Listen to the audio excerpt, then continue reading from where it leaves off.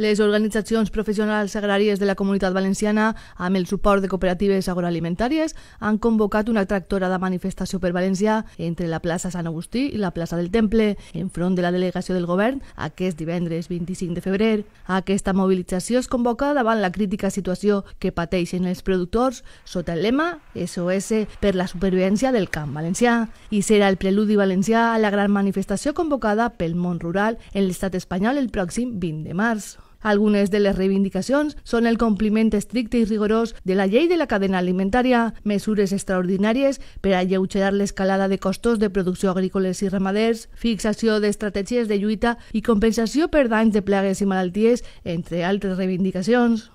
Quan tots els preus augmenten i els llauradors cobrem molt menys que ens costa de produir, quan veiem que les plagues venen i no tenim productes per a tratar-los, quan veiem que es firmen acords internacionals que des de luego ens deixen als peus dels cavalls i tenen més drets de fora que de dins, crec que algo tindrem que dir. Necessàriament este divendres tenim que estar agricultors i ramaders, tots en Sant Agustí, eixir en manifestació pel carrer Colón fins al govern civil. És la millor manera, alçar la veu, ser-ne molts, que ens vegin a molts i que entenguen que el camp està descontent.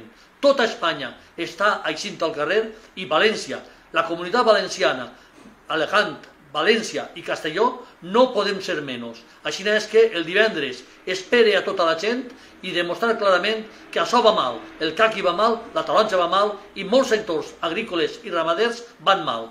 Tots a una són més forts. Les associacions agràries que convoquen la manifestació afirmen que la supervivència del camp valencià està en perill, per la qual cosa esperen el suport de la societat en les seues reivindicacions.